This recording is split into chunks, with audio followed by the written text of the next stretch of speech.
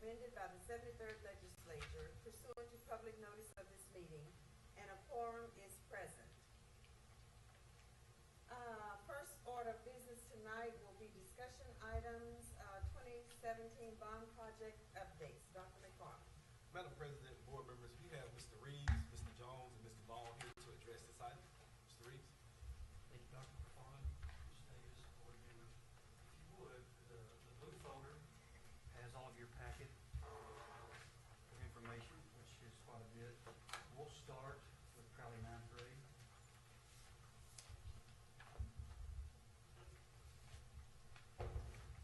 And we'll start by getting an overview of the work that is expected to be done at this campus. We'll start to the left, and all of the area in blue is going to be either renovated or it's part of the new. So, well, that didn't work. Okay, so this section right here, that dark blue, those two dark blue, those are science labs, and the 3 classrooms to each side. All of that is part of the new addition up there. So that's going to, that'll be added to the west side of the existing building. And in that addition, this area right here is a collaborative space, and this is an outdoor courtyard. So as we move to the right, all the orange area is some renovation that we're going to do for administration. And if you would, look at the next page that shows a detail of the maps. And so it'll show, like, well, let's back up. So to the addition, you see the 3 classrooms and science labs, how they're laid out, and then the collaborative area and the courtyard, adding some restroom facilities in that area.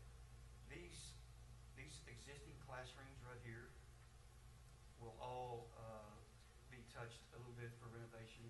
That building, the classrooms, they do not have windows, and so we'd like to update it a little bit and give them some windows. So these exterior rooms will be getting windows added. And then these 3 in the middle are the current existing science labs, and we will turn those into regular classrooms. So then the next page, it shows the admin area, and moving east down that facility. The admin area currently is just this section right here. So what we're proposing to do is take over the current library space and make all of that admin, be able to put the clinic at the front office where administration is, and then directly across the hall is where we move the library, and then just adjacent to the library would be a new lecture hall. This building currently does not have a lecture hall.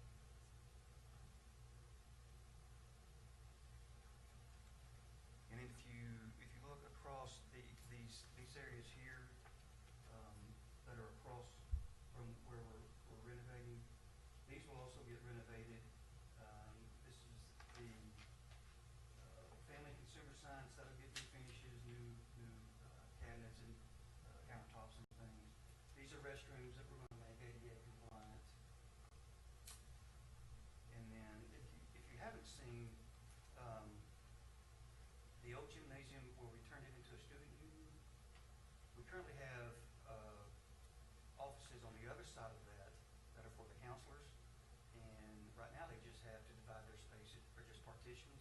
So we're going to go back and close that in and put solid partitions with walls, doors, and make it like a regular office. So that's pretty much the scope of Crowley ninth grade.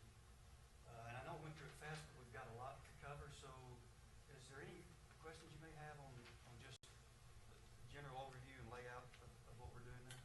One quick question. Yes, ma'am. You said you're going to make the restrooms ADA compliant? Yes, ma'am. The rest of the building already is? No, we've had several additions.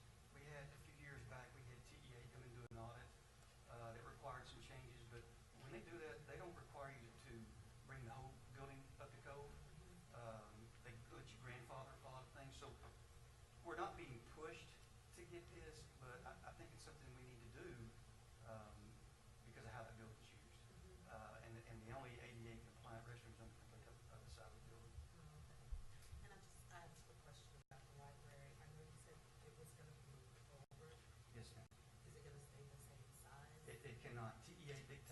size of it. Okay. I think it's based on enrollment, but, it'll be a little bigger.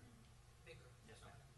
And they even to the point of the office space, workspace, all that's dictated by them.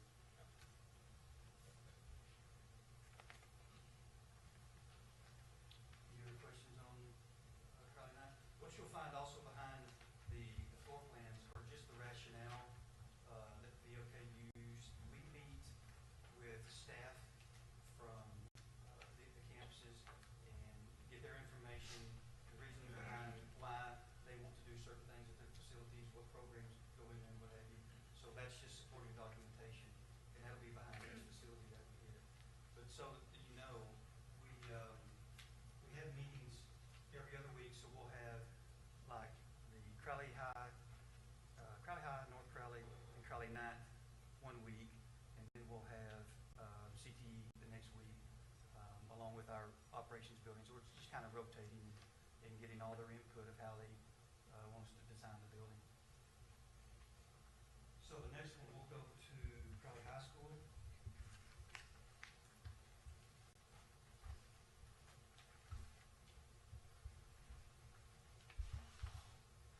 Okay, so we'll start with the band hall. This is the new addition to that facility. So it's directly behind the overall floor plan. And this is currently, if you know where the old tennis courts are at this location, this is where we plan on putting the new band hall addition to that building. So in this addition, it's pretty much split down the middle with that corridor with band and what they need on one side and choir and that program to the other side. But I want you to get a close-up of how it's laid out. This is straight from Mr. Salazar and Mr. Danforth. They have been great at telling us exactly what they need. And so I think we've got everything covered to support that program. And then the next page behind that is all of those areas up at the top are just being renovated. This is the addition, all that space. So if you look, this is at the back of the building. We're gonna have to do some work here with fire lane. After we met with fire marshal, they're kind of dictating what we need to do there. But all of this is renovation. And if you look on that page, it shows the rationale. You'll kind of see what Mr. Gillies is wanting to do with the programs that are growing. When we move band to the new, and choir to the new band hall, then dance will take the existing band hall, you know, to have more square footage, more space. And it's just kind of a ripple effect from moving different programs to give them more space. And that's Crowley High School. Do you have any questions on that? Okay, let's go to North Crowley. That's the next one. And what we'll do is start at the top, with the pink.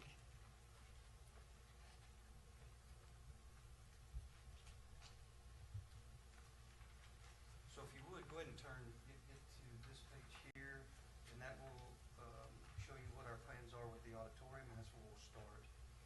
So the request is to get more seating in the auditorium. So what we need to do is kind of push all of that control room lobby area that's currently there and just push it back to make space for the additional seating.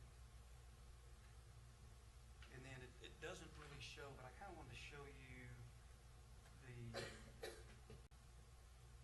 you can see this solid line right here, that is the current space. So all of this would be addition. All of this area.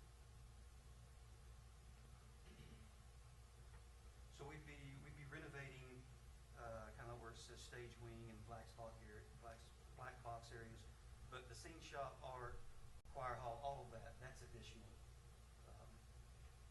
building space.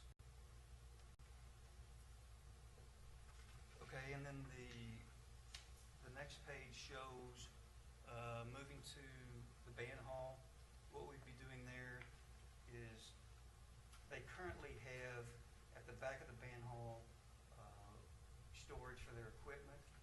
be opening that up and giving them all of that space, and then moving percussion to where the current choir room is at.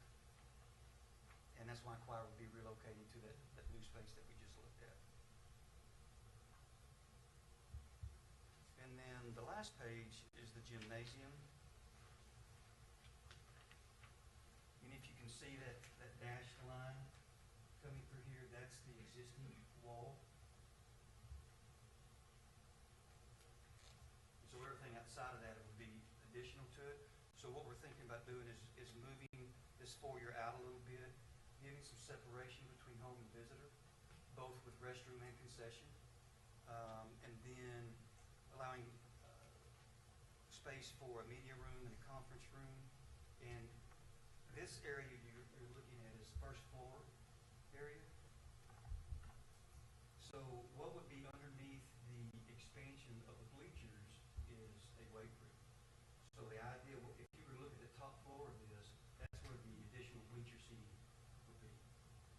So the design that BOK come up with is very unique, and it's going to work very well for them because it's giving them extra space in the same area. So you can use the additional seating is foldable, so they can fold that back and then have all that area for practice drills. There's a classroom space up there, and then beneath it is the weight room area. So, Mr. Reeves, I didn't Yes, ma'am. catch this when we had the committee meeting thing the other day, but, so home and visitor flip-flop? They are flipping. Okay. Yes, because we cannot go where currently home is at, we cannot go that direction. Okay, so We you're. have to move that wall and Okay. raise the roof and go out. Yes. Raise the roof this way, like this? Is that? Before you go on, how much additional seating, will this change make for the auditorium? Do you remember? I can tell you it is a little more than whatever Miss Allen and Coach Brackle requested. For the auditorium, I don't remember. I know the gym was pushing closer to, 2,000. yeah, 2,000. It's right at, it's just under 2,000, I believe. That way the whole student body can get in there if they need to. Yes. And then, with the changes to the band hall and the fine arts, is it comparable what we're doing at CHS to NCHS? It's gonna be And about, it's meeting, we've worked with both band directors, so it's meeting their exact needs, or how they want to handle their program. Yes. But it is very comparable, yes. Even as far as square footage goes. okay.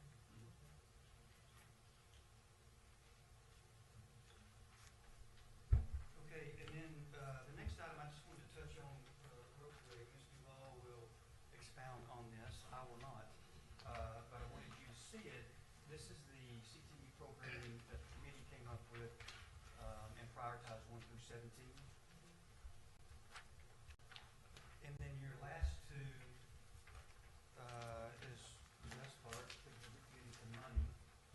So this is what you have currently seen in the past. This is what Mr. Jones brought to you, seemed like June or July. To give you guys an idea of the estimated project scope and cost. What we've done with this next one that's colored is group these items by their bid packages. And this is what y'all just approved last month with bid package 1, bid package 2, and 3. So you can see how they're grouped together. So we'll walk through this one. Because there's a few areas that were over the estimated budget that we had on that original document. So if we start with bid package 1, that's CTE Center. So everything in yellow was the original, that was on the first document you saw. So we had it priced at 150,000 square feet at $285 a square foot. That's how we came up with that number. So before I go any further, I want to explain how these numbers on this document were come about. So the 07 bond, not either myself or Mr. Jones were part of as far as putting together and pricing. I how they came up with the number. We don't know if there was a scope decided at that time. And so we just took the number that was there, and it was extrapolated out by the inflation, and that's how we got to the current number, the 42 million that you see. So what's in the green is after we've done all the meetings with the committee, we've looked at what the CTE programs need. It's going to require additional square footage, which obviously is more dollars. And so we had the general contractor that was awarded for this project, Steel Green, to give us a first run at pricing on it. And so keep in mind this is, again, a first run, but they seem to think that everything that we're requesting, which is the additional square footage for early college and global prep, and then additional square footage for all the construction trades, that is above the 150, that it would cost an additional $15 million.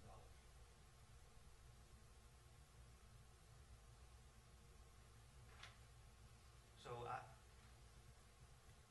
in looking at this, we were trying to decide what approach could we take to it, and Mr. Jones will speak to it a little bit, but I can tell you that what's reasonable, because I know we don't know how much issuance we're gonna have next summer. What's reasonable is just having these two items listed as future addition, so that we can go ahead and get this started with the core, the 150,000 square foot design. And then if that's what you want to do, if you want to add these additional areas, and you see, once the issuance takes place, you see that you have the funds to do that, then it can be added, because we can now prepare for those future spaces, whether it be through parking, how we do the geothermal that takes care of the HVAC for the campus. All that can be prepared and ready for the addition, so the additions can be done really at any time. But the reason we need direction on this is because we need to get into design for this building. If we want to open a fall of 2020, we can't keep delaying how we're going to design the building, because we don't know what program's going to be. So that's what we really need. This is not necessarily an action item for y'all, but it's to get that direction. Do we move forward with all of this, or do we move forward with just what was originally estimated at the first? So that's bid package one. That's the biggie. Bid package two is the high school expansions and the ninth grade expansion. So we had them also price this out, and that one's just coming in at $2 million over what we budgeted. And that's doing everything that we looked at that's being requested at the campus level on all three of those campuses. Bid package three, that's not an issue there. We're in schematic design, and so there won't be any budget issue there. So I know this is going to this is where the questions begin, so I'll kind of just, myself and Mr. Jones will be available for questions when it comes to how we would handle, if we move in this direction, how we would handle this overage. Okay, other any questions? I have one. Back up in bid package number one, the additional, 15 million that you mentioned, if we delay it, is it gonna go up again? That cost, if I'm understanding what you explained correctly? It's possible if we delay it in years. Okay. I think if we make the decision right now that we're going to move forward with this, but these additions are contingent on what takes place with the issuance in the summer, then I think we're fine. I mean, that pricing shouldn't remain if we're moving forward with it in the summer, because it'd be right in line with the rest of the main building. this summer. Or, no, really, we're not awarding until October, so it'll be a little later than that. We'll see a GMP in October. These other bid packages will probably be starting in summer. So Mr. Reed, just to add a point of clarification, so what we're really asking for is to start the design process. Construction, as you mentioned, won't start until well after we know whether we have the capacity, which that'll be July, when we know we have the capacity. Right now, if we were starting design and construction right now, we wouldn't be able to do all three other projects. We can only do the CTE Center. But what we believe is by the time we get ready for construction, we will have the capacity to do all three. And so what we're saying is we're having to make the decision, do we start designing all three right now, knowing that we're not gonna build the early college piece and the construction training until we get capacity. That's really what we're. So just to clarify, if we start, we want to design with all of it in bid package one, with everything being considered at the time, but we're gonna build with the planning on opening in 2020, just the CTE Center alone, and then the green trails behind, or the green No, is to happen It would be all all- before 2020? Yes, it'd be all at the same time. If we got the go-ahead, in the summer, right before construction started, to do that. It can go ahead and be planned for and designed and be part as, future additions. But the construction piece of it, we have to have a decision made on that. In terms of timeline, are these bid package number one, meaning that's gonna happen first, or first priority? No. No, there's no significance on that. Okay. Mr. Reeves, can I ask another question? So, the early college high school part and the construction trades, that's just program expansion, things that we are adding into what we initially wanted to do? Yes, in '07, I guess, when they came up with the number, I mean, the program, there wasn't a lot to that program at that time. We've expanded to this point that if we didn't add the extra square footage and we still had these programs, then it would take out of that 150,000 of the original building. So it would really tighten things up for the rest of the CTE program. Is there a list somewhere that shows which CTE programming would be addressed in the design?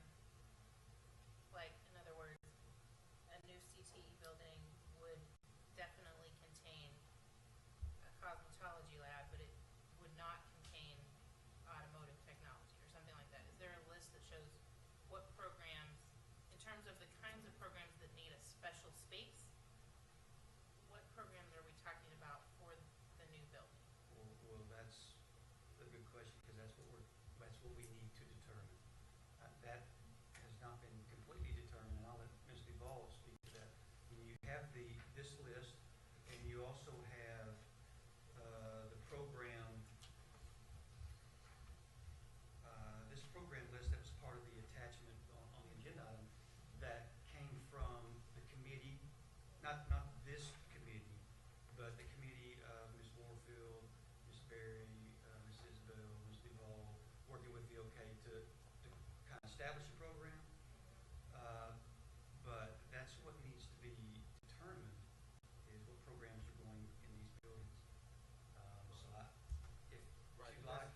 and we have Mr. Ball is prepared to kind of walk through the process that we've gone through to identify the programs and really the background and all that. So we can, if you like, we can kind of walk through that, and then we'll know kind of what's actually going to be a part of that CTE building. Thank you, Dr. McFarland, Ms. Davis, members of the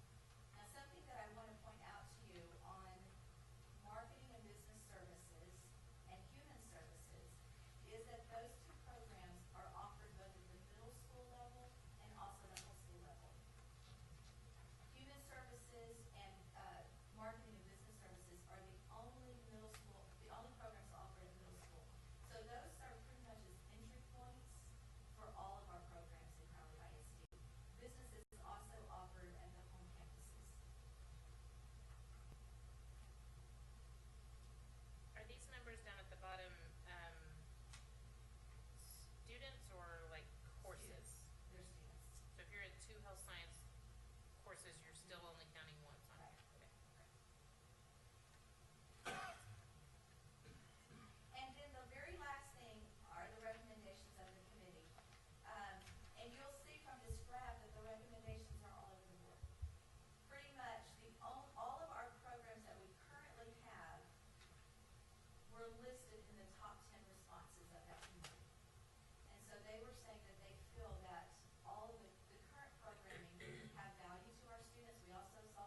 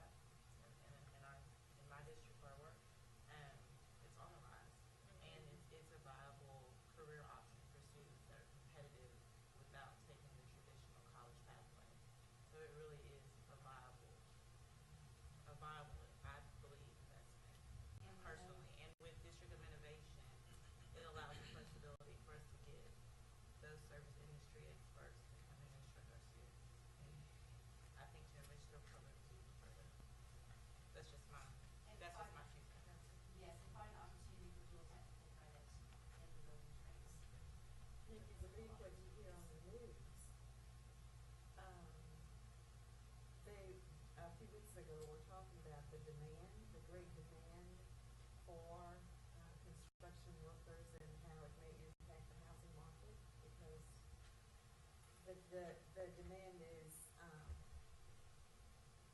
beyond the resources that we have, so. In the design, the conversation was potentially to put those as sewer, the building trays.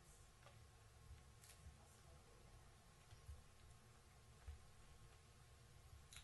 Any other comments or questions?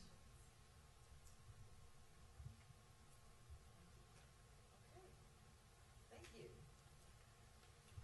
So we will move now, to our board policy audit review. Dr. McFarland. Madam President, board members, as you all know, as part of our curriculum audit, there was a recommendation for us to begin to audit all of our board policies. And Dr. Levette has led that charge, and so we'll start tonight, provide you with an overview of our board policy audit review process. And so we plan on doing this, really, it will probably take us the next 12 to 18 months to really get through with all of our policies. But again, Dr. Levette is going to lead us through that process. All right, Dr. Levette. Thank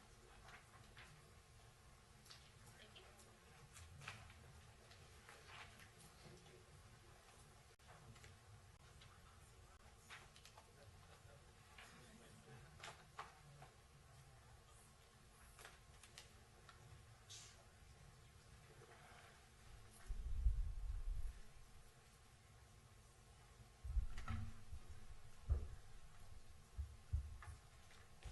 Thank you, Dr. McFarland. Ms. Davis and members of the board, I hope this one is clear as exciting as the construction we just had a chance to see. I will try anyway. As Dr. McFarland mentioned, in our curriculum audit, one of the very first things they talked about was the need to revisit our policies. So, go ahead. And so I actually quoted them from the curriculum audit 2017. One of the things that our auditors did is they obtained and reviewed analysis copies, 544 local board policies, regulations, and exhibits. From the policies, regulations, and exhibits obtained, 242 policies, regulations, and exhibits were selected by the auditors for them to analyze. If you remember from that audit, finding 1.1 was board policies do not provide the adequate quality control needed for effective management of curriculum and other district functions. Further into the document, you'll see that from 1985 to 2010, 24% of Crowley ISD's policies were adopted during that time. Since 2010, 79% of our policies have been adopted. And they mentioned about adopting policies in the last 3 years, reviewing those. So since 2015, 2016, 30% of our policies have been reviewed or adopted. So the recommendation from the audit that Dr. McFarland mentioned was to review, revise, adopt, and implement board policies to provide a sound system of curriculum management and control. Further to that was the governance piece directed at you all as the board of trustees, is to establish a timeline for the review of existing board policies and the development of a comprehensive set of board policies that will provide unifying, clear philosophical framework for the district's approach to curriculum development and delivery. Key policies that meet criteria outlined in Exhibit 1.1.3 through 1.1.8 should be developed and adopted within the next 12 months. And the review of all current board policy that has not been reviewed within 3 years for accuracy and compliance, and to provide review revision dates. I'd like to remind you that the audit did occur in May of 2017, and so we are a little bit behind in that. Many of our policies, specifically D, E, and F, will have an impact on the 2018-2019 school year. So it's to our benefit to really start the full comprehensive policy review with a pretty tight timeline if we can do so. We're trying to get those in handbooks, student handbooks and employee handbooks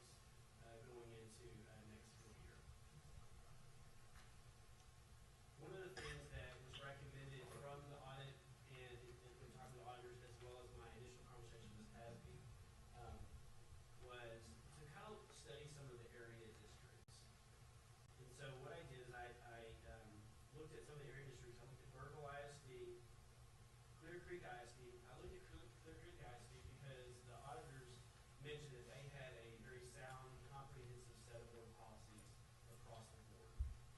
Eagle Mountain Saginaw, Everman, Fort Worth ISD, Grand Prairie ISD, HEB, Keller, Mansfield, and Tomball. Specifically, the reason I looked at Tomball was because they also had a curriculum audit in 2014, and coincidentally, the same exact audit team did that audit for them, led by Dr. Profit. And so that's why I chose that area of group of districts. So one of the things that I provided you a hard copy of is also, I also loaded electronically for you. It's a PDF file, and everyone, that is a list of all of our policies. There's 472 policies listed in that. And those policies are hyperlinked. So if you were to download that PDF file to your desktop, you can click any of those policies and it's going to take you directly to that policy listing. So the reason I wanted to show you this in that format is if you have that handout in front of you, page 1 of that is policy A, which is our basic district foundations. And if you flip to page 2, you'll see, I tried to save some paper by doing it front and back. So policy B is local governance. That's going to be pages 2 through 4. And as we go through here, one of the things I want to point out to you is the far left-hand column. If it is in yellow, that policy was specifically mentioned that was reviewed in our CISD curriculum audit. And then as you go through, anything that's highlighted in green is policies that need to be reviewed or revised. Any policy that's mentioned in blue by the date, or date of the policy that needs to be reviewed or revised is more than 3 years old. And then if there's an asterisk, that means there's an attachment like an exhibit. And then finally, if there's kind of a peach over to the policy, that means that we need to consider adopting a new policy that maybe we don't have. So on the screen up here, you'll see that there's EFD, which is instructional resources for field trips. We currently do not have a policy directing the guiding principles behind field trips. So back to your packet, you'll see section B, local governance, is page 2 through 4. And as you start clicking through, when you get into page 5, that's the C, business and support services. That's going to be pages 5 through 9. Page 10 is personnel, D. A lot of the personnel were not mentioned in the curriculum audit. That's pages 10 through 14. When you get to page 15, that's E for instruction. So as we would expect, those policies are mentioned throughout the curriculum audit. And so pages 15 through 19 was a heavy focus on the curriculum audit. And then pages 20 through 25, F for students, there was some things early on in that was mentioned. And then finally, the last 2 pages, pages 26 and 27, are government and community relations. So in the document that I provided in hard copy, you also have that uploaded in ESB. And so I would encourage you to at least save that. You have every board policy we have. I know you have it on our online policy, but this will probably be a helpful document for you as we go through the audit process and work on trying to clean those things up. One of the things that I want to point out to you on your document as well as on the screen is the right-hand column. It says reviews or revise. And so those are some general notes that we put in there. But you'll notice throughout the document, update 108 and 109. Update 108 came out at the same exact time that the curriculum audit came out. And so many of the legal policies from Update 108 went into effect in May. Update 109 we received a few weeks ago. Many of those legal policies are from this last legislative session, went into effect September 1. So I have asked Tasby to go ahead and post those legal policies. As you know, those are information for you. We don't adopt those. So we're in the process of getting the update legal policies online. And so then you'll be reviewing local in the future, our future meetings. But as you go through the document, one of the things I think that's helpful about the document that we provided you is the notation of 108 and 109, specifically in the E policy for 108. There's some things mentioned in 108 that address some of the things that are from the curriculum audit. So one of the things that we'll be doing as we go through our board policy audit review is we'll be working off this working document, we'll be cleaning that up. Once we've posted the legal of 108 and 109, then we'll remove those so that we have a clean copy in that policy. So one of the things I want to share with you is the next slide.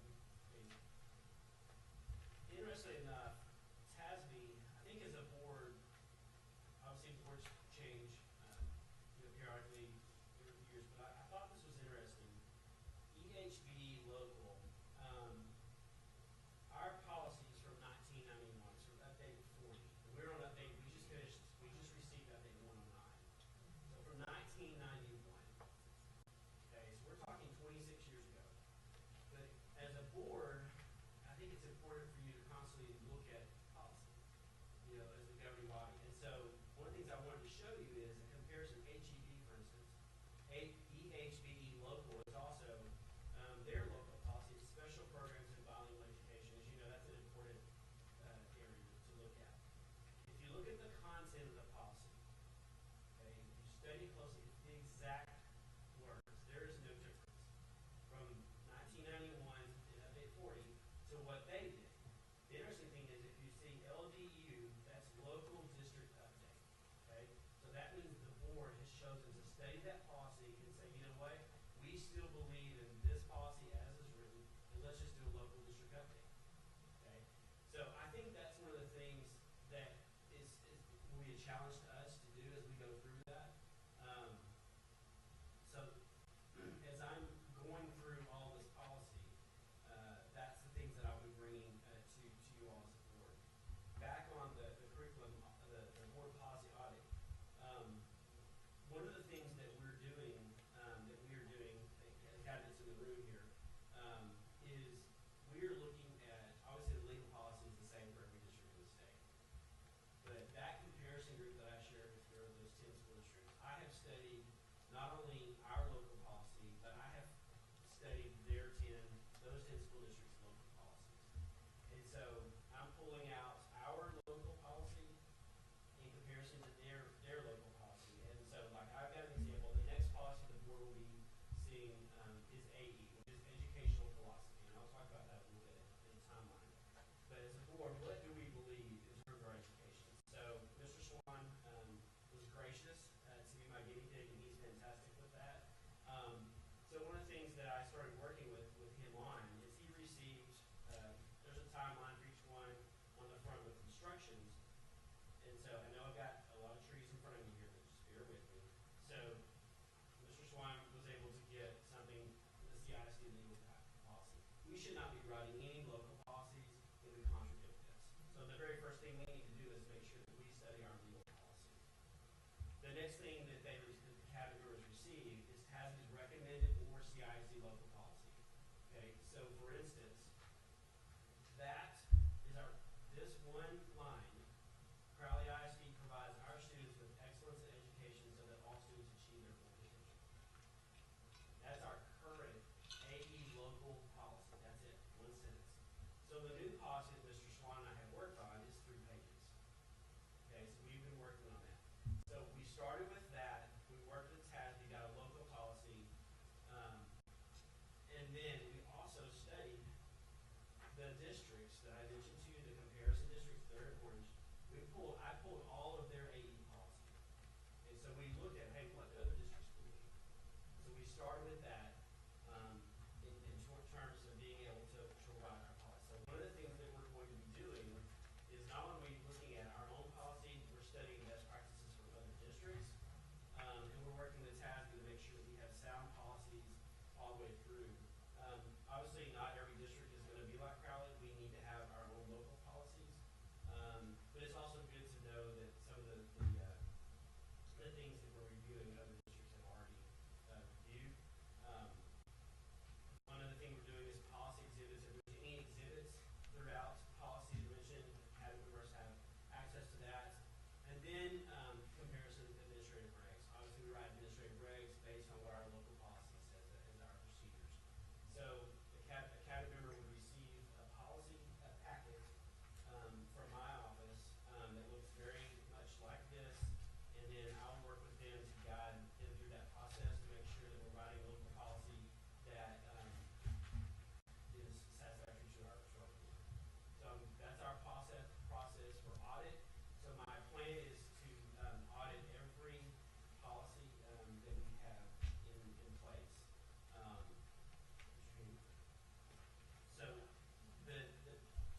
policies that we have, that we currently have are 472.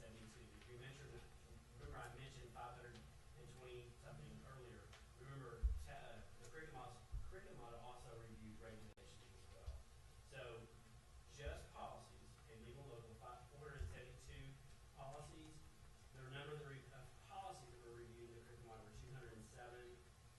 The ones that we need to review and revise are 319 policies that need to be reviewed or revised that date back to more than 3 years old, or 127.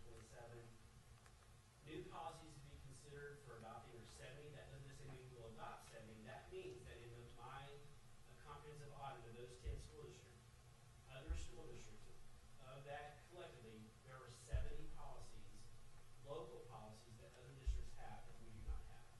Okay? It doesn't mean that Tomball has 70 more than us. They might have 3. Okay? So it's a combination of all 70. And again, it doesn't mean that we will adopt those 70. It doesn't mean we'll adopt any of those, because they may not be, they may not apply to us. But it gives us something to look at. That maybe they thought of something, or they had something experience that we want to get on the front end, and as a board make a policy to help guide those decisions in the event that something would come up.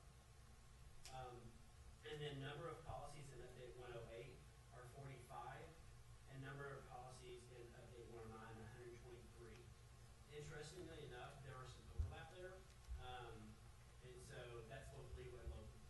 There's some overlap there, so my discussions with TASB this week is legal policies that you would normally see in a legal chart for 108, you're going to see a red stripe through, because even though they went into effect in May, we have not adopted those, we've not put those up yet, and now, as of April 1, update 109 is in place. So we would bring that back to you. In addition to these policies, our CAD members also going to work on revising our admin reg that I mentioned earlier, and we have 102 of those. 102 admin regs. The next, it's kind of a timeline for our audit review of AE, local update 108 and 109. AE is the board educational philosophy, the district educational philosophy. Key dates for you would be November 9th tonight, which is the board workshop where you're kind of seeing the work that's going in to kind of bring policies to you. My plan is to bring AE local to you as a discussion and possible action in November. We do not have to have 2 readings of policy. We can do them in one, as long as the board has a chance to review that ahead of time. Would be one of the things that I mentioned that I will discuss with Ms. Davidson, Ms. Hall, as our policy review team, for consideration. In December, in November, the November 30th, you'll have a chance to get legal policy for 108 and 109. Again, that is requested that for TASB to go ahead and put that online, make that active, since many of those laws went into effect September 1. December the 14th, if the board elects not to take action on November 30th, then we'll bring that again on December 14th. We don't have a December workshop, and so we're kind of on a timeline there. We'll start with you a brief discussion in December for the local policies. Hopefully we'll have that for you ahead of time. Cabinet members, I just shared with you the process. Imagine everyone around the room that's getting these packets from me, so their timeline is not due back until December the 15th. The good thing is it is a legislative year, and so many of our updates that we got from TASB are long. And so TASB has really requested us to really study those local policies and to be careful about deviating too much from them, because they support the legal policies that just went into effect. So now we'll keep working through that timeline. My hope is that no later than January 25th, that we would be ready to go for having updated update 108 and 109 approved local policies. Timeline-wise, my TASB did share with me yesterday that we are going to get a new update for 10 in February. It will be a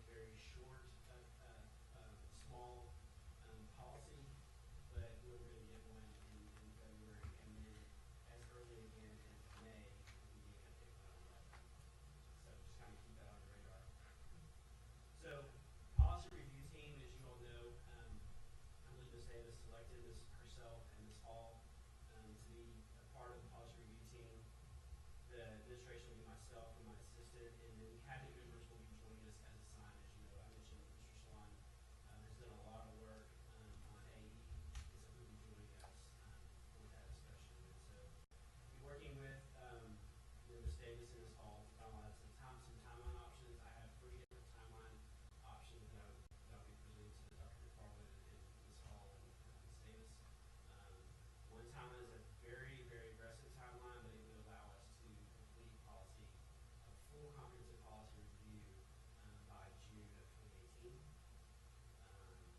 And then the others, which while that's an important timeline, remember I said earlier, is employee handbooks and student handbooks have to be ready. Any policies before the effective has to be done for staff to have that ready to go for the 18-19 school year. So in the event we didn't have that done, then we would go for the 19-20 school year, having the policy ready to go. Any questions? I know it's a lot, but I tried to at least make it color coded for you. Counter, but I knew I was gonna follow the things that you guys like to do, the construction stuff. Well, first of all, thank you, Dr. McFarland, for pushing this, and thank you, Dr. Levette, for working on it. Are there any comments or questions? I just want to say thank you to Dr. Levette as well. He put a lot of work into it, a lot of detail. Appreciate the detail. Well, and I like Mr. Jones, I thought he was sitting here, I guess. Oh, is he back there? I would tell you that he's been very helpful during the process. I mean, even though I've studied policy for a long time as a cabinet member, looking at it from this lens, it is a lot of work. And Mr. Johnson, as you mentioned, I mentioned earlier that, you know, we have a lot of policies. I think Mr. Johnson took over policy in 2010, 2009, and 74% of our policies have been reviewed in that time period. So Mr. Johnson's done a great job in establishing really great processes for me to adhere to go to work. So I appreciate that. I do have one question. You were talking about the administrative regs. When you look at those, let me back up. There is train of thought that sometimes administrative regs are put in place to avoid policy. When you look at when you review the administrative regs now, will you be looking at them through that lens to determine whether or not it needs to be policy instead of an administrative reg? Yes, and that's exactly why every cabinet member that's getting, and I don't know if I can look over your trees, but you put it in the game about application. One of the things that TAS recommended is to have a legal, obviously have a legal policy, have local policy, to have one administrative reg. We have some policies, some of our local policies have 3 and 4 administrative regs to be specific to the decision-making procedural guidance. TAS is recommending us to change that practice, and so we're going to have a legal policy, a local policy, and an administrative reg. Some of the content from those 3 admin regs may stay the same, it just may make it into one admin reg that aligns specifically with that local policy. Reason cabinet members are getting it like this is because they're getting our local policy, which has been recommended local policy, and they're getting our admin regs. Some districts, and then in the packet, they don't have it, I don't have access to their admin regs, but if I do, I put them in the packet. But some of the content that they have in their policy, we have in our admin reg. So I'm asking cabinet members to consider if there's things in our admin reg that really should be procedural guidance or governance by the board to put them in the policy. So the answer to your question, that's a long answer to your question, is yes. I'm hoping to ensure our admin reg process a little bit, make sure that we have in policy that's transparent to you all, but also transparent to our, our community. Thank you. So I have a question about admin regs as well, with regard to where do we house our admin regs? And are they accessible to like staff and stakeholders? They're currently right now they're accessible on our shared point, and they are not accessible. It's an administrative reg, so it's administrative guidance, and so that's one of the things that Dr. McFarland and I started having discussions. We haven't finalized exactly what that's going to look like yet. I think that things that we have to be mindful of is that we've got legal and local policy out here that you all see, employees see, and then we have our student handbook, and we have our employee handbook over here. So obviously, we have some procedural things that go between these legal local policies and that these handbook. But no one sees these procedural things, i.e. SNAP and reg. So it's really refining that process a little bit and what that looks like. There are certain procedural things that are really just administrative driven. But there's probably some things that we need to make sure that we're being, transparent about. And so that's one of the things that Dr. McFarland and I, again, this, I'm 5 weeks, 4.5 weeks into, policy, and there's so many hours, trying to, fine tune those kinds of things that we're going to be working on. Any other questions or comments? Thank you again. Okay, our next item, performance-based monitoring analysis system target improvement plan, Dr. McFarland. Madam President, board members, we have Mr. Kretschmar here to introduce the PBMAS system to us. And then also Ms. Fisher will follow up with an explanation of our PBMAS plan, supported also by Ms. Isbell.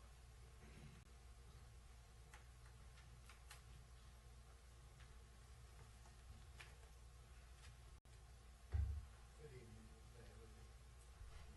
members of the board.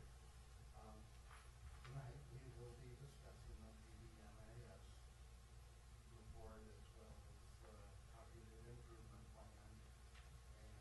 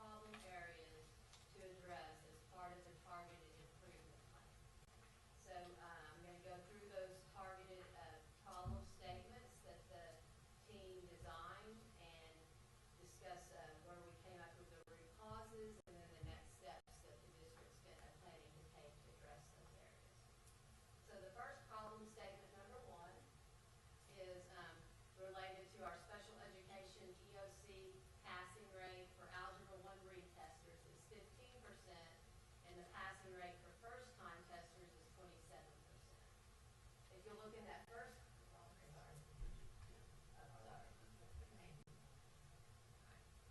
So if you look at the first box, you'll see where the district was in 2016 for the special ed passing rate for Algebra 1, and for special ed, it was 29.5%. And this past school year, the current special ed passing rate for Algebra 1 EOC is 31.8%. So the team looked at the root causes, and one of the root causes we looked at was that our current testing processes of whether a special education student should retake the Algebra 1 EOC has been ineffective, and we need to reevaluate how we're making those determinations. And then in addition, another root cause that was identified by the team was that the current supports or interventions have not been successful for our special ed retesters. So in consideration. I'm sorry. Yes, I'm sorry. Just clarifying if I heard this right. On the first one, you're saying that the current testing process, did you say including whether or not a student should retake the Yeah. algebra Yeah. test? They with the decisions that are being made about whether they should retake it. Once they fail that first Algebra 1 EOC, making the decision, the appropriate decision for that student and whether or not they should retake it. Okay. Yeah. And we've seen an increase in those retesters. So for example, in 15-16, we had 33 special ed retesters for Algebra 1 EOC. And then in 16-17, we had 60 retesters, with only 15% of those passing or 15% or 9 students passing that retest. So we really need to critically look at and develop, and that's one of our next steps, is to develop a guidance document for our committees to utilize when determining if it's appropriate for a special ed student to retake the Algebra 1 EOC. And so in addition to providing that guidance document, we're going to look at the training piece as well as monitoring related to the utilization of that document and the retest decisions. Another next step the team identified to address this was we're really going to hone in and identify the targeted number of students by campus that is necessary to reach the district's goal. We're going to be conducting classroom walkthroughs and collecting data on the supports and interventions that are being provided. And then as a result of that data that's collected as part of those walkthroughs, look at providing training on research-based inclusion practices. And then we're also looking at making sure we're going to implement and evaluate student participation in a recently developed algebraic reasoning course. So that course started this school year, and we want to make sure that our special ed students are participating in that course for those that did not pass the EOC. And then we also, to address this problem as a district, we hired a secondary math coordinator, so that individual is also going to be doing some focus work in this area. And so ultimately the district's goal here is we want to increase the special education Algebra 1 passing rate to 40%. If we do that, then that will move the district from a performance level indicator 3 in this area to a 2. And then we have our stretch goal to increase this passing rate to 55%. And if we do that as a district, that would move us from a 3 to a 1 in this area. So that's the first problem statement that we identified. Can I ask a Yes, question? On the second bullet and the third bullet, second, third, and fourth bullets,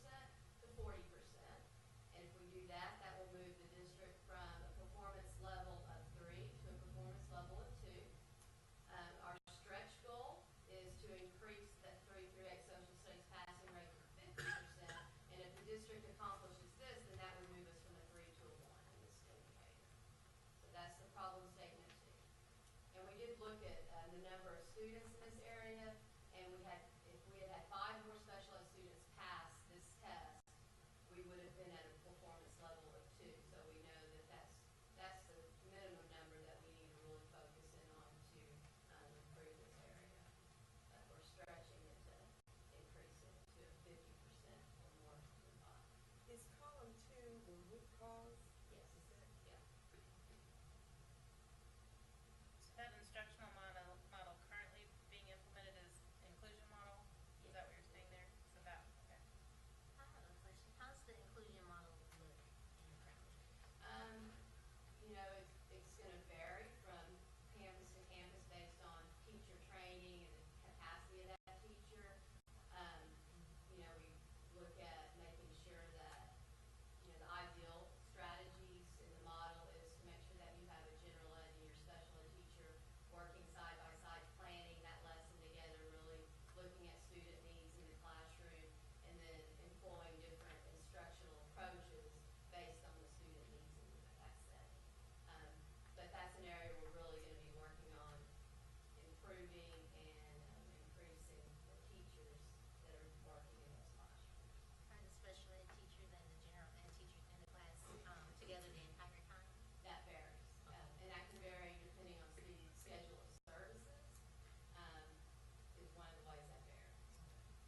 So do we have the resources to do that? I guess when she says model, and I think we do it.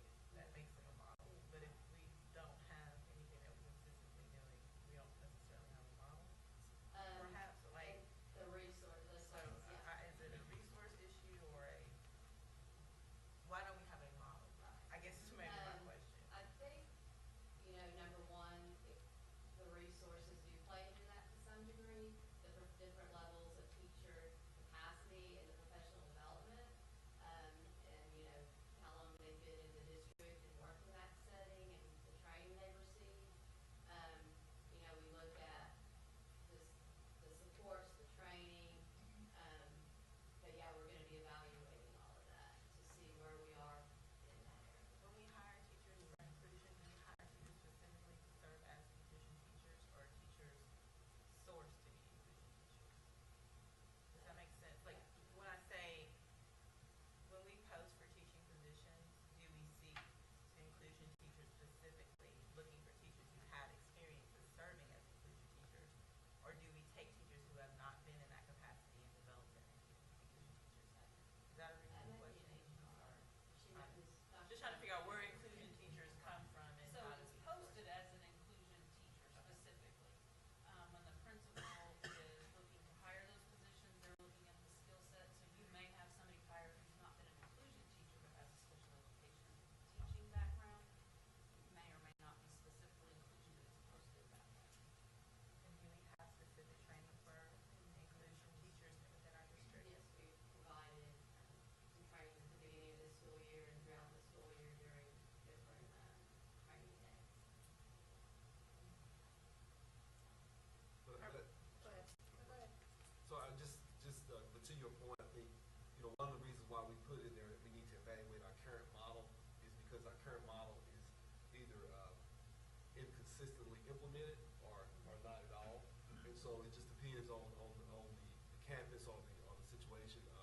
There are several classes that we were able to go through, and we saw maybe 3, 4 teachers in the classroom, and in some classes 1 or 2, and I just really couldn't understand. I couldn't really identify a pattern or a model or really a systematic way it's handled right now. So I think we got to really look at what we're doing and see if that's the best way to do it. The whole continuum of services. And so that's why we put on there evaluate the current model. If there is a model, we'll find out. If there's not a model, we'll create one that'll make sense, and that will, you know, get us to where we need to be. Is there an outlier anywhere, a campus or a co-teach partnership in some building that is standing out where this inclusion model right here, this classroom is working great for? I don't think we have data that speaks to that at this point. I think I've walked through some classrooms that they're on their way to getting there.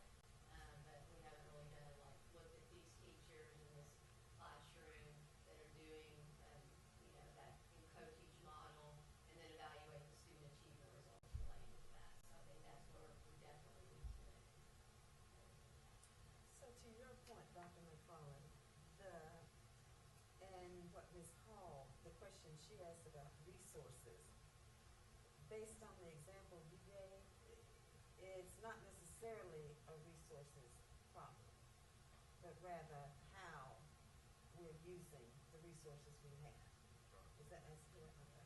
And I think that's consistent with the curriculum audit too, that, you know, the equity across the district and making sure we're allocating resources in an equitable way and really looking at that on a regular basis. I think the curriculum audit also is gonna really guide us in our processes too and how we address these schools. Because these were concerns that specifically were in that audit. So also just, you know, another thing that we know that impact the instruction model that's actually implemented are the decisions that are made during the R meeting. And so oftentimes, there are decisions that are made in the R meetings that impact, you know, what happens in that classroom as well. So it's really a whole system, it's a whole system issue that we have to look at, from making sure that we have the right types of training for those R meetings, and making sure that we can implement the IEPs effectively, and then also making sure that we're using the instructional FTEs that we have on the campus in the right way as well. So it's kind of a combination of things. When you have resources listed on your root cause number 3 right there, you're talking about staff, you're talking about FTE. We really looked at that from a broad picture of, you know, personnel resources was one of those, but looking at making sure all our special ed students have access to the same resources general ed students have when they're, you know, when they're being taught, and looking at any supplemental supports that our special ed students may need also as part of that resource, and then the professional development. So we looked at resources really just from a big picture of everything that may be needed to bundle into this to improve student achievement. So do you anticipate having that evaluation, particularly of staffing resources, done in time to, if needed for student support, to ask for additional staff? Like when we're budgeting for next year, you would have that data identified and be able to say, this is how many people we need, and here's why, and here's what it will provide to us. That's our goal. Okay. All right. And then I think when we move into this next problem statement, there's some other strategies that we're gonna employ in that, to address that problem, that I think can impact these others too as well. So, problem 3 that we identified is directly related to least restrictive environment for our students. And we identified that 21.5% of special education students are educated in a special education setting for 60% or more of their day. And then on the flip side of that LRE coin is that 50.7% of students are educated in a special education setting for less than 21% of their day. So we want to, in essence, reduce the number of students that are being served in those special ed settings for 60% or more of their day, and then increase the number of students being educated in special ed settings for less than 21% of their day. So we looked again at the root cause here and determined, you know, again, we're looking at allocation of resources that has negatively impacted the percentage of students served in LRE, and really a need for a review of placement decisions for alignment with goals. So the next steps we're going to take to tackle this area is we're going to be conducting an internal audit of all of our resource and inclusion classrooms, to include looking at student daily schedules, looking at special ed and teacher and paraprofessional schedules, looking at student schedule of services, and then looking at IEP goals. So doing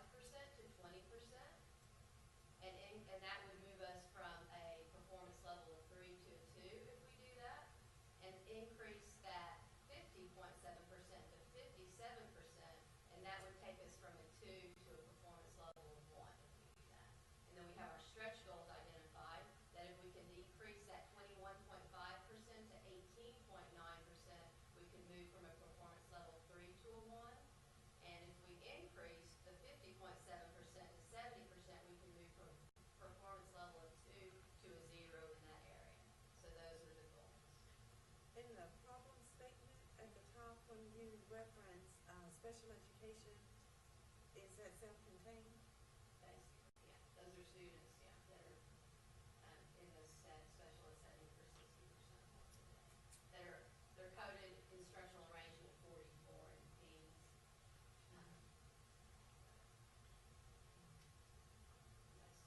This date is based on our team snapshot from 2016. Any other questions about that? Do you know what the number is according to the October snapshot? We have looked at that, and that's a good question, because we're not gonna see a lot of impact on this for next year's snapshot, so this is really a long-term range goal and a systemic issue that we need to be addressing now, so that we're not in the same place next year at the snapshot, that we're starting now to make some changes, in terms of the amount of time students are spending with special ed settings. Do you know what those numbers look like for the October snapshot? I'm not sure I have that with me, but I can get that to you. Any other questions or comments? Ms. Isabel is gonna speak to the last step here. Okay, board president, board members, Dr. Paul, as you can see, this is a very intensive, ongoing, comprehensive study that we've been doing in our special ed department. So our immediate next steps for the school improvement department is that we're gonna share this information from this presentation with our campus leaders. Because we want to make sure that we ensure that all students receive the best education in the best possible setting. And to do that, we gotta make sure it's included in everybody's campus improvement plan. So on November 14th, we meet with all principals and sharing this with them, and we're gonna conduct peer review quality control to make sure that we're looking at each other's and checking to make sure we're doing what's best for kids and all levels. We're gonna continue in progress monitoring, and with special education will provide us with the targeted number of students that we need on individual campuses to be sure that they're meeting the needs of students and progress monitoring those students. And as a district, we will help by making sure it's targeted, students get rapid intervention, so that we can make sure student process. And we're gonna conduct a quarter review of each campus and ongoing monitoring. Now, one of the big things you've heard over again is a walkthrough. We've started with implementation of a walkthrough model that is very with fidelity and with frequency and with feedback. And we're gonna continue that model and include all areas in instruction, but mainly with freshman special education. And just to add to that, as it relates to the special ed students that basically are part of this report, as she mentioned, what I'm asking for the special ed department to do is to know not a percentage, but to know the exact students who we need to get to reach the higher level. So basically, for every campus will have a number of students. And so let's just take the campus Deer Creek. So Deer Creek may have 5 students, and CHS may have 20, but I want to know who those students are. And anytime we're taking common assessments or anytime we're doing interventions, the special ed department will be responsible for making sure that those students are actually getting the interventions and making the progress that they need in order to move forward. So we're going to be real specific and real intentional to make sure that the PBMS is not as it is right now. The goal is really to go to stage 1 on every area. So we did put stage 2 on some of those that we're stage 3 right now. But our goal is to really move from whatever stage we are on right now to stage 1. And the only way we can do that is by being very specific, very focused, and very targeted. And so we're going to be doing that while we are continuing to evaluate our model, because we definitely know we have to change the model. But the changes with the model will be something that will happen next school year. We still have to. We can't allow the students who are in this position right now to go without having an impact. So we're going to be supporting the campuses on that from the district level. And I have a question based on what Dr. McFarland just said about the targeted students. Is there a way to identify those students who are at risk? Is that part of the model as well, so that there's not a next year level of, those students who may fall into a category? Is that part of it? Yes, as Dr. Paul said, our goal is to not only identify those who can, but always ready to move forward.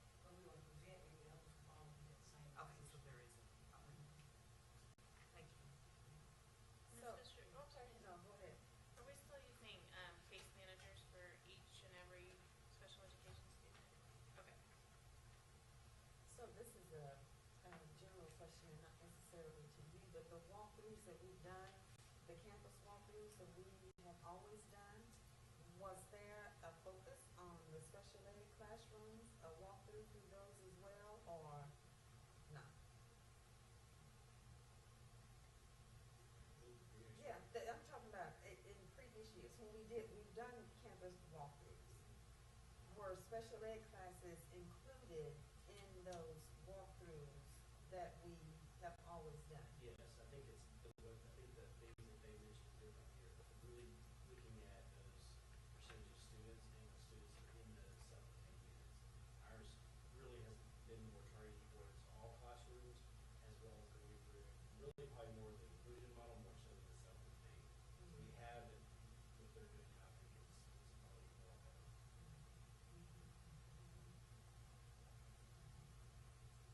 Other comments or questions?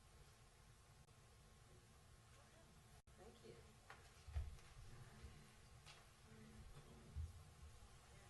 We'll move now to our consent agenda.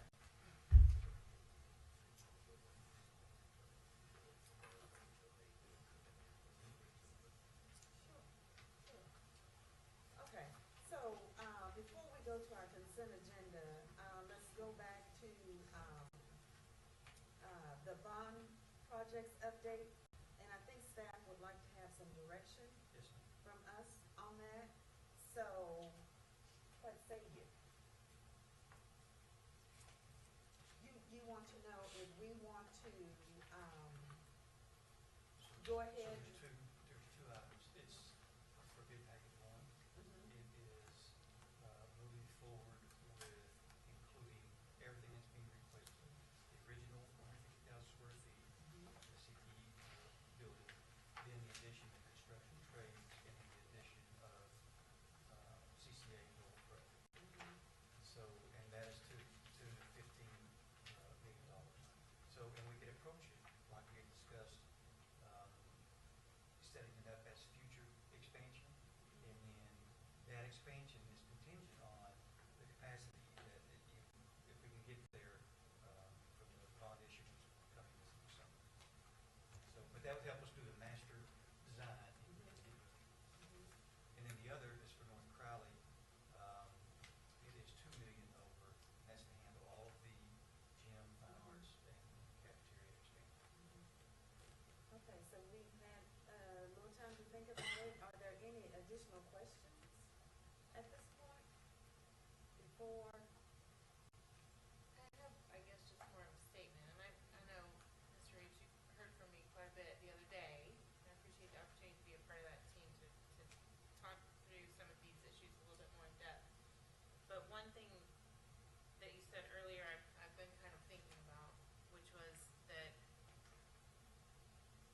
I think I understood you to say if we were to add this extra bit on the CTE, then that would mean that the current setup with the current bond, then all we could do is this, and we wouldn't be able to do anything with Crown Cup. Is that what I understood?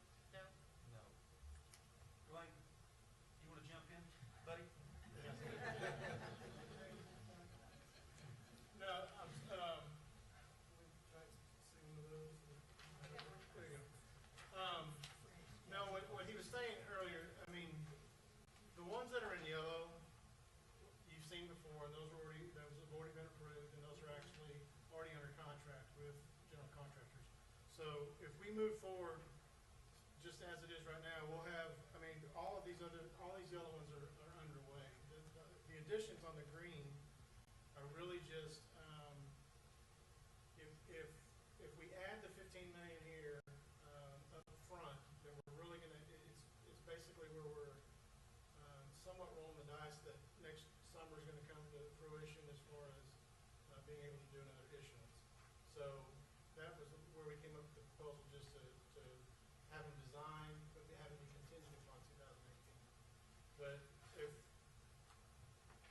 if we go that route with the contingency, I guess either way, all the yellow's gonna be done.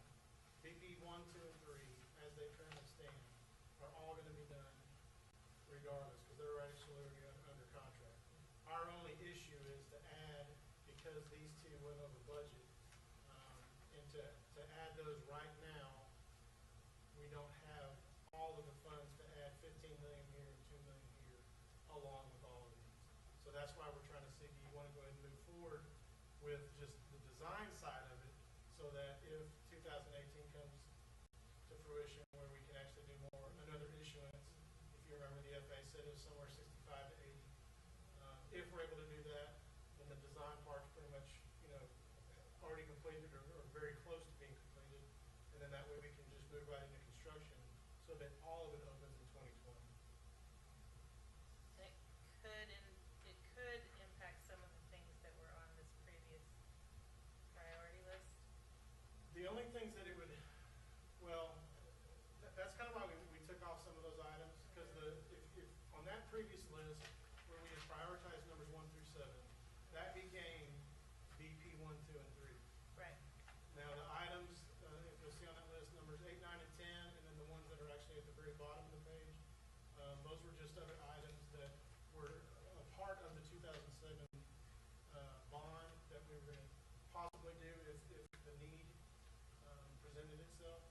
So those items might be impacted somewhat, but it's really just a matter of whether or not we actually wanted or needed to do any of those. We haven't prioritized really any of those items at this point. The only thing we actually, discussed and moved forward with was items 1 through 7. So. Okay, so next summer, we'll have another action item to determine if we're gonna go forward with the $16 million that we are going in planning for today. Yes? Yes. So really what we're asking is for permission or asking for your input or your perspective on whether we should go forward with the design. Yes. That's all what we want to do is just design, we designed the CT Center, early college and construction trade. Knowing that we have the funds right now to go ahead and start the design plus construction with the CTE building. But we don't have the total amount to do the construction of the CTE and the early college and the construction trade. So what we're saying is that right now, we need permission to go forward with the design, and then when it's time for construction of the early college and the construction trade, and we have the capacity, then we'll come back to you and say, now we're ready for construction on that. But We'll be able to move quickly with it so that it all opens, everything opens together in 2020. Okay. Any other questions? I just want to share something out loud publicly and with the rest of the board that I said in the meeting the other day, which is that I just want to make sure that all of the decisions that we make in terms of the design of the new CTE building keep two things in mind. One is, to me, a major prize in this whole endeavor is that we are able to open up the current CTE building as a 4th middle school. That's really important. And I don't want any of us to lose sight of that. It's not as much about a new CTE building as it is about a 4th middle school. The second thing is,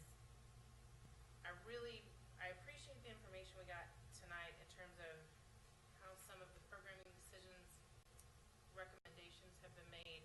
I am, I don't know if concerned is the right word, but I want to make sure that we are putting programs in place and facilities in place that meet our needs without saying we need to have the biggest, brightest, shiniest bistro because that's what they have in McKinney High School. You know what I mean? Like, I want those decisions to be rooted in numbers and student interest and workforce commission recommendations and that sort of thing, not just on trying to have the biggest house on the street. Does that make sense? I know you heard me say a lot about that. I know you know what I mean, but I wanted to share what I shared in that meeting the other day publicly. I think that's an important part of the discussion as the design decisions are being made. So, that's all. Thank you for sharing that, Ms. Stephanie. You're welcome.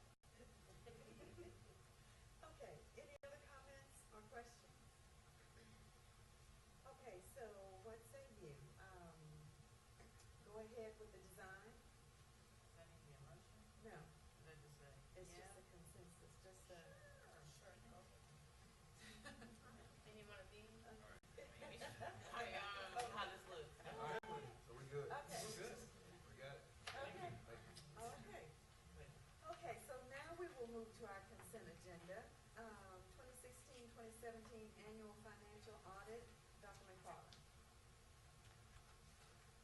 President, board members, at the last board meeting, we presented the financial audit. And so tonight, we're just simply coming to you to ask you to approve our annual financial audit.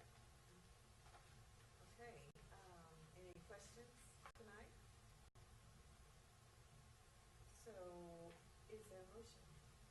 I'll make a motion that, we accept and approve the comprehensive annual financial report of CISD presented for year ending June 2000. We have a motion by Ms. Hall, is there a second? I'll second. A second by Dr. Mayfield?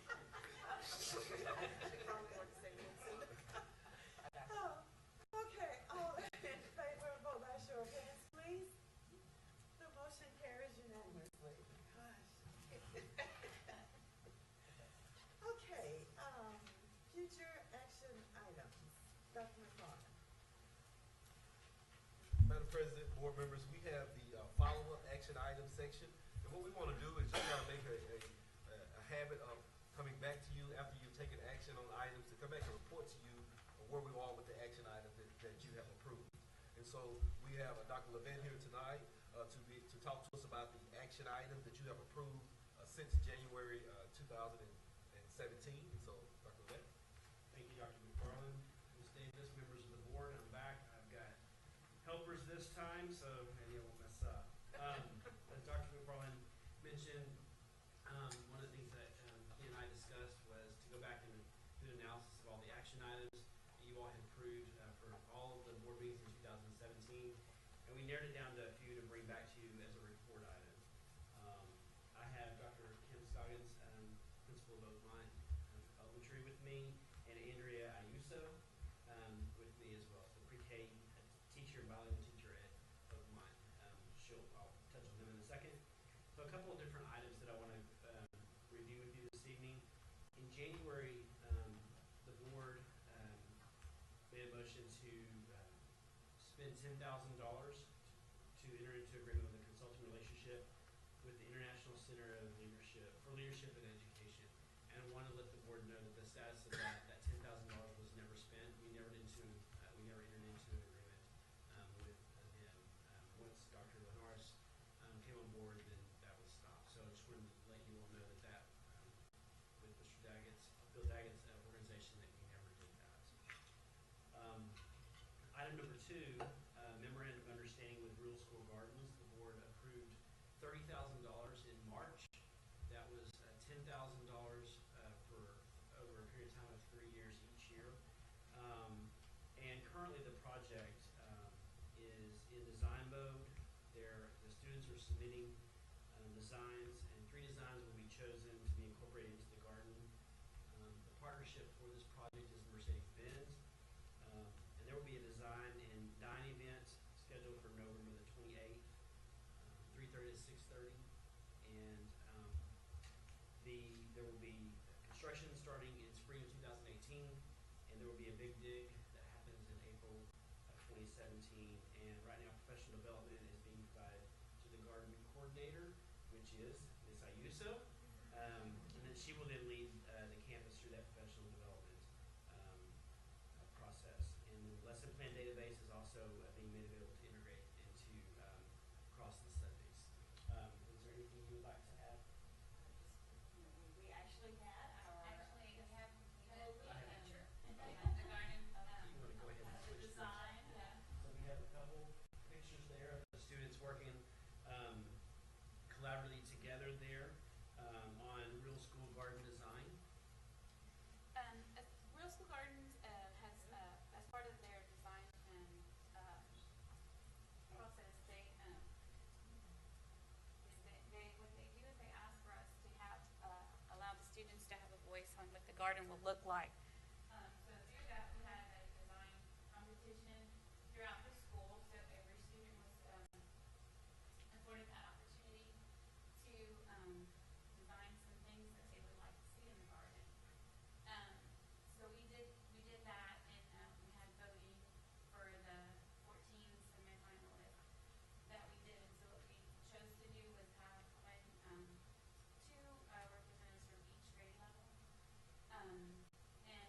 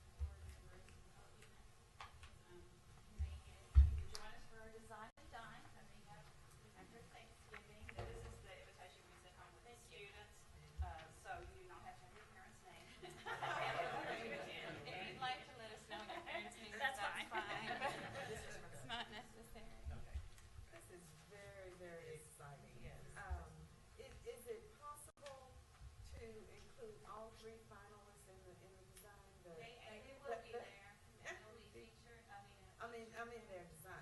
we hope so, that's for the landscape artist. Yeah, Engineer will be I bet it would be very She will interesting. pull their pieces in, and Yeah. it was amazing. I mean, Yeah. some of them had things labeled like compost and this and that, and just very elaborate, so we still have those will be honored that night. One of them was one of her former students, so we had a kindergartner, dual language student, a second grade dual language student, and a third grader. So we had, it was impressive to see the different, but we also had, a submission from our FA class, and, she, so we, every entry had some votes. And it was just a variation of what the different, lessons look like as to what they were able to develop. Cause, I mean, we did it also at pre-K level, and, you know, I talked just in particular with my class about, you know, the butterflies and the flowers and how they kind of need each other. And we did some literature, we did some seed planting, and that's not gonna grow right now because we're going into the winter months, but just to give them that idea of what are some things that we would like to do, and so, you know, they came away with that just little, that little lesson, even though it's not something more so that I would do in the spring, but it's gonna be great when we have the outdoor classroom. Because, I know that Dr. Scott had shared some articles where, these outdoor classrooms are just really, there are people who are doing them are really seeing a lot of benefits for the students academically and across the curriculum. And of course, in between, when you're developing the second language as well. And the big dig in April, we'll invite you to that as well, we'll come back and tell you about that, but, I mean, every student will have a part in that, community partners, Mercedes-Benz, they're our partners with them, and they will have some kind of involvement, every child that day. And I believe that, they don't always, but I believe, Glenn let us know that they will have, I think, 3 representatives from Mercedes-Benz actually to be there at ours, which is something that happens all the time. Great. Thank you. Thank you. Thank you.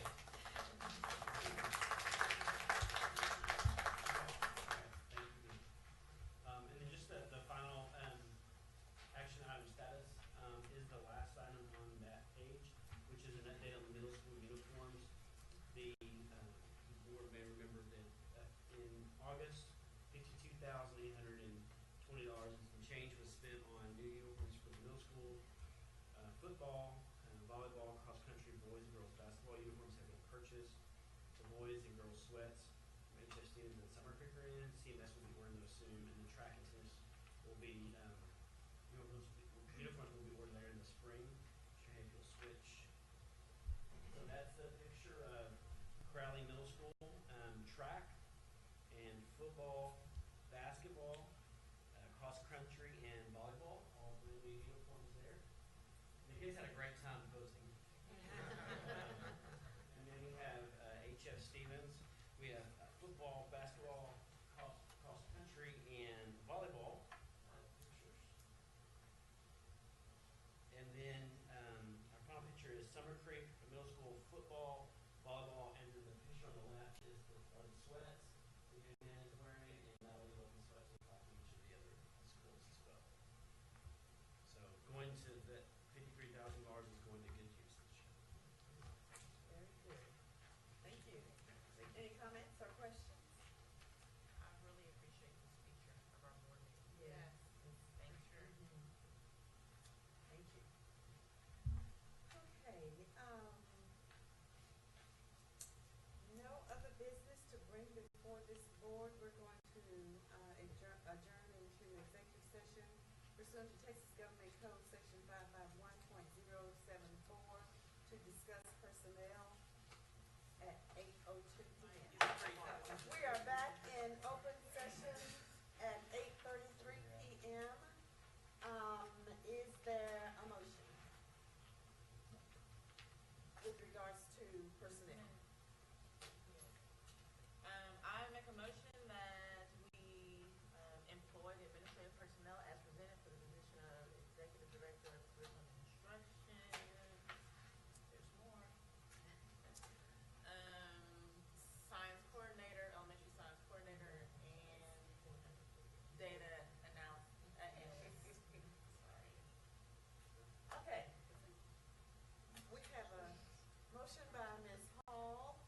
there a second? A second by Ms. Robinson. Vote by show of hands, please. The motion carries unanimous.